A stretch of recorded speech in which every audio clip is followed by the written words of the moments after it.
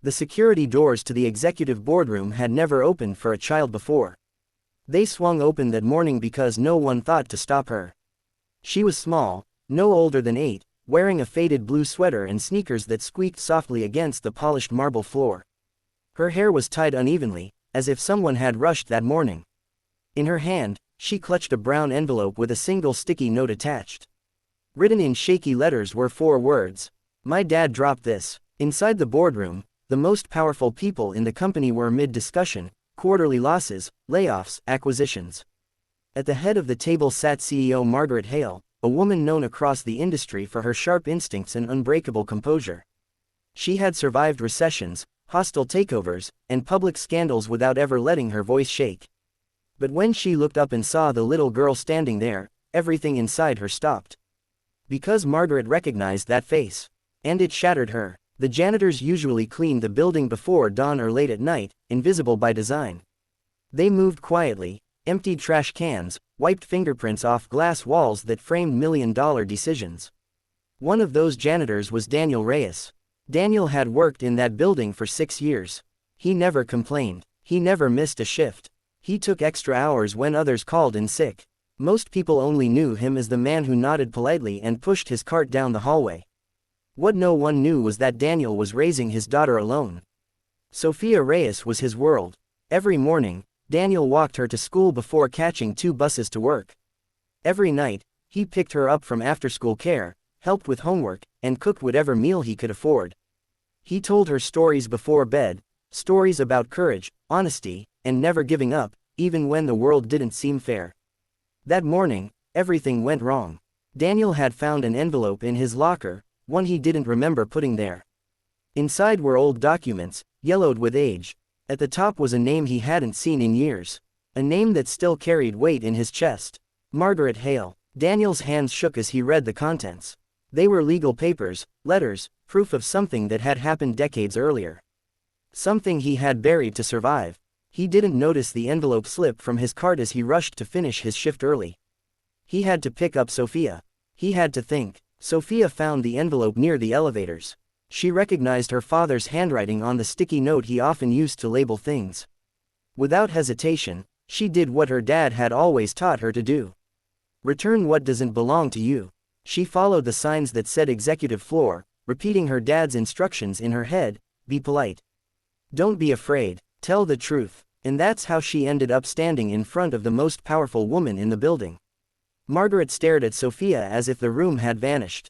The same eyes, the same curve of the nose. Memories she had spent years suppressing came flooding back: late nights in a cramped apartment, unpaid bills, a man who believed in her before anyone else did. A man who had taken the fall when a financial mistake could have destroyed her career. Daniel Reyes. Margaret slowly stood from her chair. "What did you say, sweetheart?" she asked, her voice unsteady. Sophia held out the envelope. "My dad dropped this. He cleans here. I didn't want it to get lost." Margaret took the envelope with trembling hands. She hadn't opened it yet, but she already knew what was inside. The room was silent. Board members exchanged confused glances. This was not how meetings went.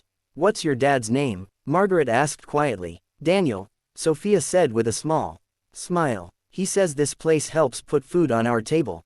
That was it. Margaret closed her eyes. Because years ago, Daniel Reyes had given up everything so she could keep hers. 20 years earlier, Margaret had been a junior executive, brilliant but inexperienced. She had made a mistake, a misfiled report that could have cost the company millions. Daniel, then a facilities supervisor with accounting experience, had noticed it. He brought it to her privately. But before she could fix it, an internal audit flagged the issue. Someone had to be blamed. Someone always did. Daniel stepped forward. He said it was his error. That he had accessed files he shouldn't have. That he misunderstood instructions. Margaret had tried to stop him. But Daniel knew what she didn't. She had a future. He didn't. He lost his job that day. His career. His reputation. Margaret climbed the ladder on the back of his sacrifice. She told herself she would repay him one day. Then life happened. And she never did. Back in the boardroom, Margaret opened the envelope. Inside were copies of those old reports. Proof. Evidence that Daniel had been innocent all along.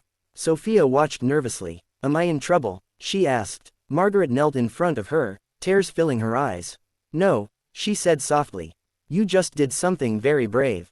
She turned to her assistants. Find Daniel Reyes, now. Minutes later, Daniel stood at the doorway, panic written all over his face when he saw his daughter. Sophia, he said, rushing forward. I told you to wait for me. I was helping, she said quickly. Like you taught me. Daniel looked up, and froze. Margaret Hale was crying. I owe you everything, she said, her voice breaking. And I've spent 20 years pretending I didn't. Daniel said nothing. He couldn't. Years of exhaustion, resentment, and quiet dignity pressed against his chest. Margaret turned to the board.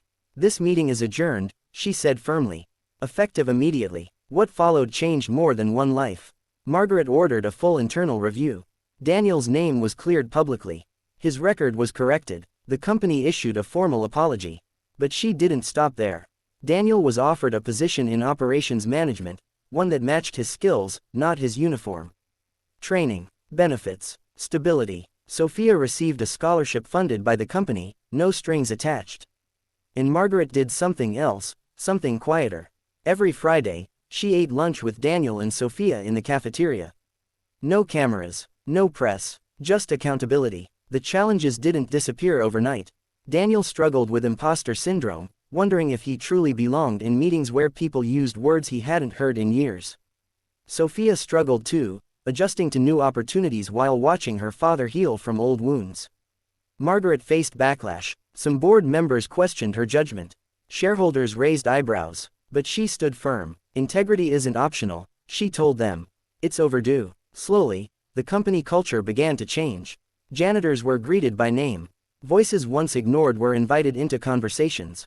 All because a little girl chose honesty over fear. On Sophia's first day at her new school, she hugged her dad tightly. I'm proud of you, she said. Daniel smiled. I'm proud of you too. Across town, Margaret watched the city from her office window, finally understanding what success really meant. Not power, not profit, but making things right, no matter how long it takes. And it all started with 4 simple words. My dad dropped this.